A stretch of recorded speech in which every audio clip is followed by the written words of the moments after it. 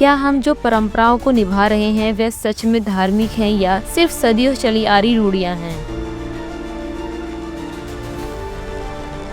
क्या शास्त्र हमें वही करने की आज्ञा देते हैं जो हम पीढ़ी दर पीढ़ी करते आ रहे हैं या सिर्फ सच्चाई कुछ और ही है?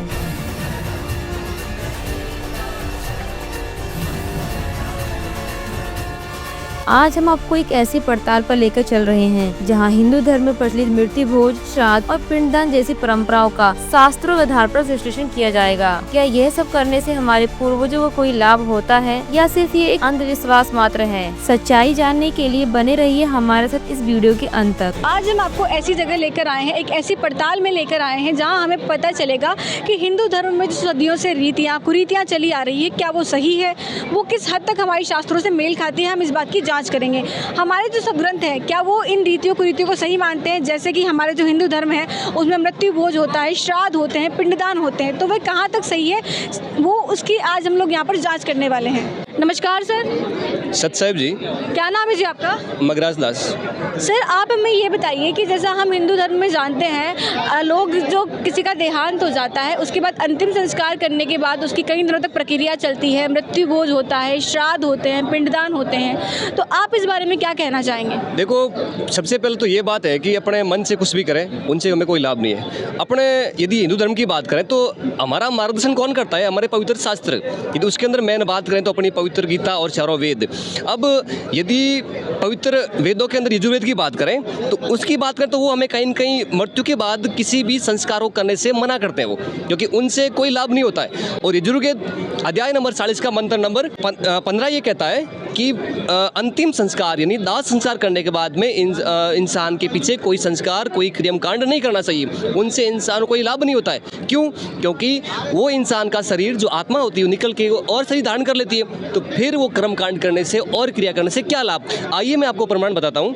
यजुर्वेद है, ये महर्षि दयानंद सरस्वती द्वारा भाष्य है। अब आप अंदर आएंगे इसके अंदर तो इसका ये पेज नंबर इतना है और यजुर्वेद भाषा भाष्य के अंदर ये अध्याय नंबर 40 का मंत्र नंबर 15 आप देख रहे हैं। इसका हिंदी अनुवाद यहाँ किया है, आप देख सकते हैं क्या लिखा है कि मनुष्यों को चाहिए कि जैसी मृत्यु के समय में चित्त की वृत्ति होती है और शरीर से आत्मा का पृथक होना होता है, यानी कि इंसान की डेथ थी उसके बाद आत्मा अलग होती है, वैसे ही इस समय भी जाने इस शरीर की जलाने पर्यंत क्रिया करें, जलाने के पश्चात शरीर का कोई संस्कार न करें।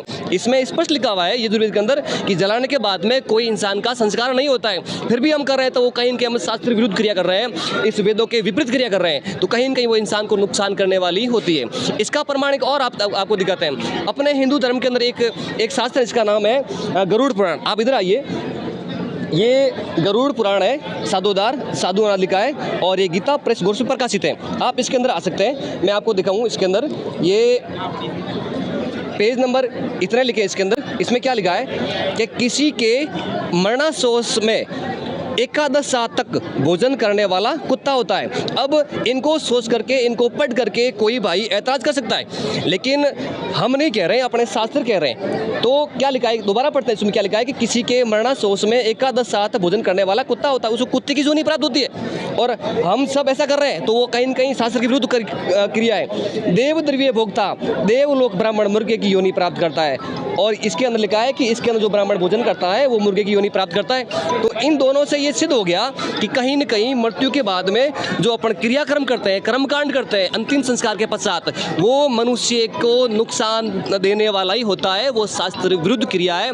इससे हम शास्त्रों को एक आधार मान के ये कह सकते हैं कि मृत्यु के बाद में कोई भी संस्कार नहीं करना चाहिए। और आपको एक बात और बताते हैं मैं आपको, हमारे गुरु संत रामपाल जी महाराज वो इस शास्त्र के अनुसार आज मानव जाति को भक्ति प्रदान कर रहे हैं, और भक्ति प्रदान करने के फलस्वरूप इंसान आज व्यक्ति शास्त्रों के अनुकूल भक्ति कर रहा है, जिससे उस मानव को सर्व लाभ प्राप्त हो रहे हैं। यूं कहें कि भौतिक लाभ और मानसिक लाभ और आध्यात्मिक लाभ तीनों लाभ प्राप्त हो रहे हैं। क्यों? क्योंकि संत रामपाल जी महाराज आज इन शास्त्रों के अनुकूल भक्ति करवाते हैं जी। सर ये तो बात हुई सी केवल हिंदू धर्म की, आप बाकी धर्मों के लिए क्या कहना चाहेंगे? देखो, सबसे पहली बात तो है कि वेद किसने दिए? भगवान ने दिए, और सब मानव जाति मानती है कि भगवान वेद देव करते हैं, भगवान करते हैं, तो भगवान तो सबका एक ही हुआ ना, भगवान सबका एक ही हुआ, तो ये वेद भी सभी मानव जाति के लिए, ना कि किसी एक धर्म के लिए। इसीलिए ये शास्त्र सभी धर्मों के लिए लागू होता है, और इस मानने वाले भी सभी इंसानों को लाभ बराबर प्राप्त होता है, सही हिंदू हो, सही मुसलमान हो, सिख हो, ईसाई हो।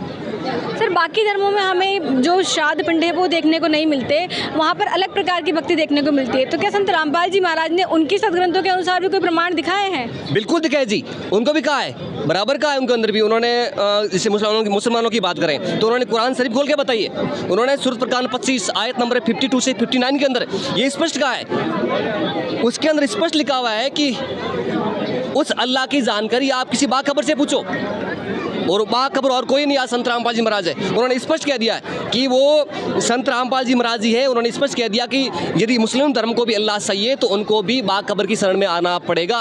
और बाखबर आज सभी आधारों को आधार रख करके, सभी प्रमाणों को साक्षी रख करके यदि बाखबर की खोज करें तो बाखबर संत रामपाल जी महाराज जी है। इसीलिए मानव जाति के अंदर यदि मुसलमान धर्म की बात करें, उनको भी यदि शास्त्र के अनुकूल भक्ति करनी है तो उनको भी बाखबर संत रामपाल जी महाराज शरण में आना ही होगा। यूँ कहीं आना ही सही है। धन्यवाद सर, बहुत बहुत धन्यवाद। इस वीडियो को देखने के बाद आपकी क्या राय है कमेंट में जरूर बताएं। ऐसी ही और वीडियो देखने के लिए हमारे चैनल को सब्सक्राइब करें और वीडियो को ज़्यादा से ज़्यादा शेयर करें। धन्यवाद।